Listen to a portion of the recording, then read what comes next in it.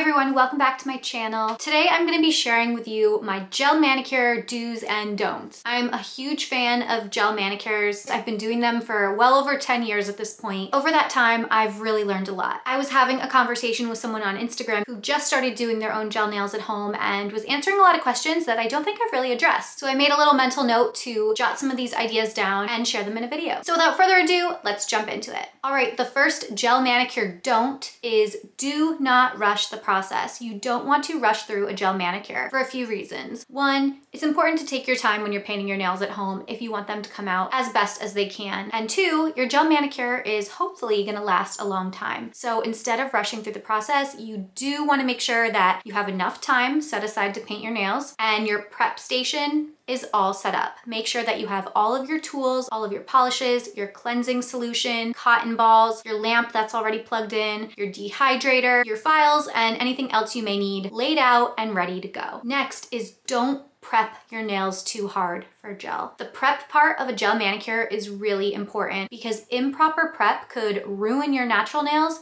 and ruin your gel manicure. So you do want to make sure that you prep them properly. And to do that, you want to make sure that your nails are properly cleansed, they're completely dry, they're all filed before you apply polish, and the surface of the nails is properly buffed. Now, a lot of times when people go to the salon and get a gel manicure, or a dip manicure for that matter, the manicurist will really buff up their nails with a buffing cube or a file so that the polish will stick. This is really important for getting a gel manicure to stick, but you don't have to be that aggressive with it. One of my favorite ways to prep my nails for gel is to take a regular nail file and just lightly scuff up the perimeter of the nail. So really just the area near the skin, just the bottom perimeter. Roughing up that surface just a little bit is going to ensure that once the polish is applied, it will adhere, it will stick, and it will last. Next up, do not peel or pick at your gel manicure. This probably should have been number one because it is the most important don't in my opinion, because peeling your nail polish off or picking it off is going to destroy your nails. I promise you, it will ruin your nails. When you peel off that polish, you're more than likely pulling off multiple layers of your nail, which is then in turn thinning them, making them weaker, making them more prone to breaking, and just ruining them. So do not peel off your gel manicure. Instead, you do want to soak them off. I like to soak off my gel polish by using my little gel removal clips. I feature them a lot on this channel. I'll be sure to link them below. You basically soak a cotton ball in acetone, put it over the nail, and then clip it into place. It's so much easier than using the foil method. It's so much easier than soaking in a bowl of acetone. I think it's probably the healthiest method for the removal of gel polish because your whole finger is not soaking in that acetone. It's not as much acetone seeping into your nail. Obviously, acetone's not like the healthiest thing to be soaking our nails in, so I try to do this sparingly, and I love those clips. So if you're gonna take the time to get a gel manicure, make sure you take the same amount of time to remove it. Next, don't soak or leave your nails in water for too long.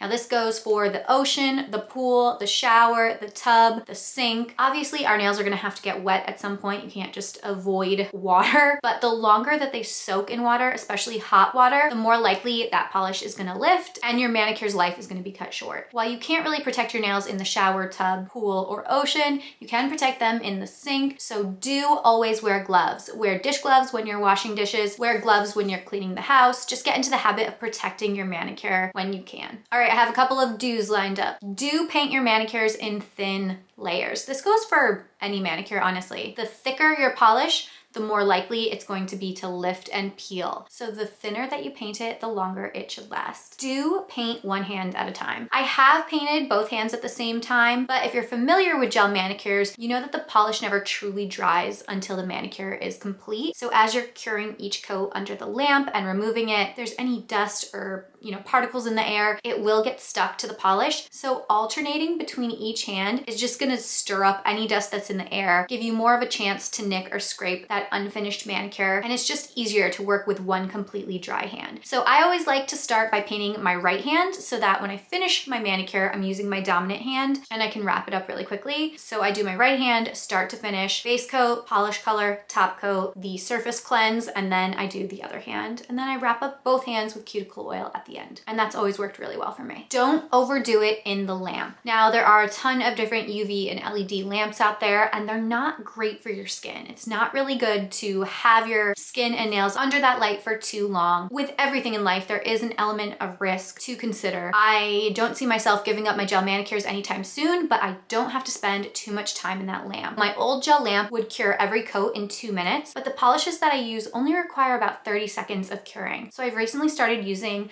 a lamp that has a 30-second cure time, and I went from 8 minutes of curing per hand down to 2 minutes of curing per hand. Depending on what kind of gel polish you use, definitely check with the curing instructions to see how much time it does require, but do cure your manicures in as little time as possible. While we're on the topic of protecting our hands in the light, do wear a protective glove. I do have protective gloves. I don't always remember to wear them, but I do have them. I do like them. I do recommend them. There's a bunch of different ones on the market. I'm actually looking into some for Sweet Almond right now, but I'll link some below. Get yourself a glove. And if you do your manicures one at a time, you only need one glove. Okay, next up is do cap the edge of your manicure. If you want your gel mani to last, it's important to cap the free edges of your nails. Some people recommend capping during all coats. I usually just try to cap my nail during my base coat and my top coat. I think the thicker that layer is, the more likely it may be to chip or lift, but do whatever makes you feel most comfortable. Capping that edge makes a big difference. Next up is do use a cuticle oil daily to help keep your manicure fresh, shiny, and help prolong it. So I love cuticle oil. I have my own cuticle oil business. I'm a huge advocate for it. I will sing its praises until the day that I die. If you're not using a cuticle oil, get one into rotation, not only for the life of your gel manicure, but for the health of your cuticles and your nails as well. And if you're interested in what my favorite cuticle oil is, it is my Sweet Almond, which is available for purchase. I will link it below. Another don't is when you have a gel manicure, don't work with 100% acetone for any other reason. So if you're giving someone a manicure or you're giving yourself a pedicure and you need to remove a polish,